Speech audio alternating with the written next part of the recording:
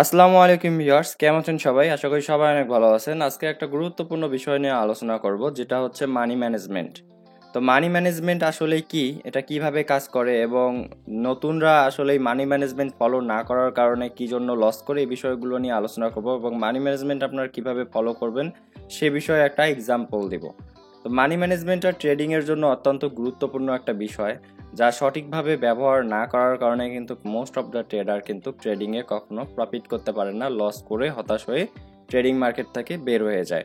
তো মানি ম্যানেজমেন্টটা হচ্ছে এক প্রকার ডিসিপ্লিন, অর্থাৎ আপনি ডিপোজিটকৃত অ্যামাউন্টটা এক প্রকার শৃঙ্খলার মধ্য দিয়ে ট্রেড করবেন, কখনো এলোমেলোভাবে ট্রেড করবেন না। ধরেন আপনার $100 ডিপোজিট আছে, এখন আপনি কখনো $20, কখনো $30, কখনো $40 এভাবে ট্রেড নিয়ে আপনার অ্যাকাউন্টটা জিরো করে ফেলতেছেন। তো এটা কিন্তু প্রপারলি মানি ম্যানেজমেন্টের আন্ডারে পড়ে না। মানি ম্যানেজমেন্টটা হচ্ছে এক প্রকার শৃঙ্খলা, অর্থাৎ আপনার সবসময় ফোকাস থাকবে আপনার যে ডিপোজিটকৃত মূল ব্যালেন্সটা আছে এর উপর, এটা যেন কখনো আপনার জিরো না হয়ে না যায়। আপনি ওই অ্যামাউন্টে ট্রেড করবেন যেটা লস চলে গেলেও আপনার বড় একটা অ্যামাউন্ট থাকবে, যেটা দিয়ে আপনার লসটাকে আপনি রিকভার করতে পারবেন। এভাবে আসলে আপনাদের মূলত ট্রেড করতে হবে। তো এমনই একটা এক্সাম্পল নিয়ে আজকে আলোচনা করব এবং আপনারা কিভাবে ট্রেড করলে আপনারা প্রফিটে আসবেন সে বিষয় নিয়ে একটা বিস্তারিত আলোচনা করব এবং আপনাদের দেখাই দিব। তো ধৈর্য সহকারে ভিডিওটা শেষ পর্যন্ত দেখতে থাকুন। তো ধরুন আপনার ডিপোজিট হচ্ছে $100, এখান থেকে আপনি 10% করে ট্রেড করবেন, অর্থাৎ পার ট্রেড অনলি $10। এবং আমি ধরলাম আপনার উইনিং রেশিও হচ্ছে 80%, অর্থাৎ আপনি 10টা ট্রেড করলে আপনার সেখান থেকে 8টা উইন হচ্ছে। এবং ব্রোকার প্রফিট পার্সেন্টেজ দিচ্ছে 90%। এটা কখনো বাড়তে এবং কমতে পারে, আপনারা অনেক সময় দেখবেন যে আইকি অপশন 90% দিচ্ছে, 95% এবং 99% পর্যন্ত দিয়ে থাকে, কখনো দেখবেন 90%-এর নিচেও চলে আসে, 80%, 70%। তো আমি অ্যাভারেজে 90% ধরলাম, আপনারা যেন প্রপারলি বুঝতে পারেন, ঠিক আছে? তো এখানে দেখেন ডিপোজিট হচ্ছে $100, পার ট্রেড অনলি $10, অর্থাৎ কখনো আমাদের একটা ট্রেড লস গেলেও আমাদের কিন্তু ইউজ পরিমাণ একটা ব্যালেন্স থাকতেছে রিকভার করার মতো। এখানে কিন্তু কখনো ভুল করে $50, $60 ট্রেড নেওয়া যাবে না, অর্থাৎ নাথিং ইজ 100%। তো চলুন দেখি যে কিভাবে আপনি ট্রেড করবেন। তো যেহেতু আপনার ডিপোজিট হচ্ছে $100 এবং আমি পূর্বেই বলেছি যে আপনি সেখান থেকে অনলি $10 করে ট্রেড করবেন এবং আপনার উইনিং রেশিও হচ্ছে 80% এবং রাইট নাও ব্রোকার পার্সেন্টেজ দিচ্ছে হচ্ছে 90%। তাহলে আপনার টোটাল ট্রেড দাঁড়াচ্ছে 10টা। যেহেতু আপনার 80% উইনিং রেশিও, সেজন্য আপনার উইন করছেন আপনি 8টা ট্রেড উইন করলে যেহেতু 90% প্রফিট, সেহেতু আপনার $72 আপনার প্রফিট হচ্ছে, অর্থাৎ 8টা ট্রেড যদি আপনি উইন করেন সেহেতু আপনার $72 আপনার প্রফিট হচ্ছে এবং 2টা ট্রেড লস করার কারণে আপনার $20 লস। তো আমরা $20 লস থেকে $72 মাইনাস করে দেই, তাহলে হচ্ছে আমাদের কত, $52 হচ্ছে আমাদের অ্যাকচুয়াল প্রফিট।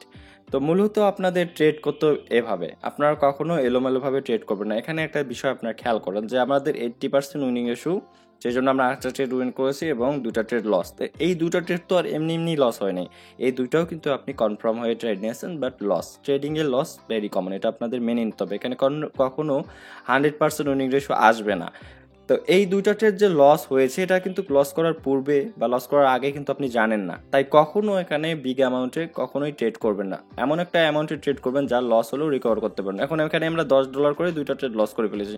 যদি এই যে লস করেছি সেই মানে ট্রেডে যদি আমরা $50 ট্রেড নিতাম, তাহলে দেখেন আমাদের প্রফিট তো দূরের কথা, উল্টা এতটাই লস হয়ে যেত যে আমরা রিকভার করতে পারতাম না। তাই আপনি যখন ফিক্স অ্যামাউন্টে ট্রেড করবেন, সেক্ষেত্রে আপনার যখন দেখবেন লস যাচ্ছে, তখন কিন্তু ওই ছোট অ্যামাউন্টে লস যাচ্ছে, বাট আপনি যদি আস্তে আস্তে অ্যামাউন্টটা বাড়ায় দেন, ওই যখন অ্যামাউন্ট বাড়ায় দিলেন দেখলেন যে ঠিক তখনই লস করলেন, তখন কিন্তু আপনার বড় একটা অ্যামাউন্ট লস হয়ে যাবে, যা কিন্তু আপনি আর রিকভার করতে পারবেন না। তো এই জন্যই আমি সবাইকে বলি যে একটা ফিক্স অ্যামাউন্টে ট্রেড করতে এবং প্রতিদিন একটা প্রফিট টার্গেট ফিক্স করে ট্রেড করবেন, ঠিক আছে? প্রতিদিন যখন আপনি একটা প্রফিট টার্গেট ফিক্স করে ট্রেড করবেন, তখন কিন্তু আস্তে আস্তে আপনি একজন প্রফিটেবল ট্রেডার হবেন। বাট এলোমেলোভাবে ট্রেড করে কখনো আপনি প্রফিটেবল ট্রেডার হতে পারবেন না। একদিনে $100 ইনকাম করতে পারেন, আবার একদিনে $300-400 লসও করতে পারেন। তাই যখন আপনি শৃঙ্খলভাবে ট্রেড করবেন, তখনই কিন্তু আস্তে আস্তে একজন প্রো ট্রেডার হয়ে উঠবেন, ঠিক আছে? এটা একদম যারা নতুন, আবার যারা এখনো করতেছেন তাদেরকেও বলতেছি যে আপনাদের অলওয়েজ একটা প্রফিট টার্গেট ফিক্স করে মার্কেটে ঢুকতে হবে। এলোমেলোভাবে কোনো ধরনের টার্গেট ঠিক না করে মার্কেটে কখনোই ঢুকবেন না, তাহলে কিন্তু দেখা যাচ্ছে আপনি ওই প্রফিট নিয়ে বের হয়ে আসতে পারবেন না, উল্টা আপনার লস গুনে বের হয়ে আসতে হবে। তো এমনই একটা এক্সাম্পল দিচ্ছি যে কিভাবে আপনি প্রফিট টার্গেট ঠিক করবেন। আমি আমার মতো করে বলতেছি, বাট আপনারা আপনাদের মতো করে নেবেন। তো ধরেন আপনার ডেইলি প্রফিট টার্গেট করবেন, ডিপোজিট যদি হয় আপনার $20 থেকে $50, তাহলে আপনি ডেইলি প্রফিট করবেন $5, যা 30 দিনের প্রফিট হচ্ছে আপনার কত, মানে 30 দিনের ট্রেড করে যে প্রফিটটা আসতেছে সেটা হচ্ছে $150, যা কিন্তু অনেক বড় একটা অ্যামাউন্ট। আর আপনার ডিপোজিট যদি হয় $50 থেকে $100 মধ্যে, তাহলে কিন্তু আপনি ডেইলি আর্ন করবেন $10, 30 দিনে ট্রেড করে কিন্তু আপনার হচ্ছে $300।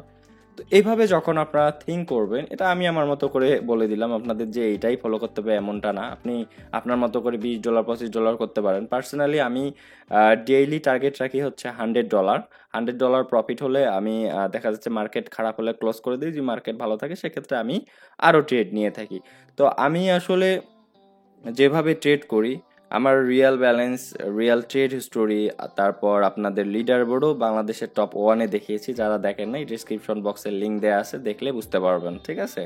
তো আমারও কিন্তু একটা প্রফিট টার্গেট থাকে, 200 300 400 যাই হোক না কেন, আমি কিন্তু একটা প্রফিট টার্গেট করে দেন তারপর মার্কেটে ঢুকি, ঠিক আছে? তার আগে না। কারণ আমার যদি প্রফিট টার্গেট না থাকে তাহলে তো আমি ট্রেড করতেই থাকবো, আবার একবার লস হবে আবার ট্রেড করব, এভাবে কিন্তু আস্তে আস্তে সাইকোলজিক্যাল দিক থেকে একটা চাপ সৃষ্টি হয়ে যায়, তখন কিন্তু ভুলভাল ট্রেড নিয়ে ম্যাক্সিমাম ট্রেডাররাই কিন্তু লস করে ফেলে। তাই অলওয়েজ আপনারা একটা প্রফিট টার্গেট ফিক্স করে দেন তারপর মার্কেটে ঢুকবেন, ঠিক আছে?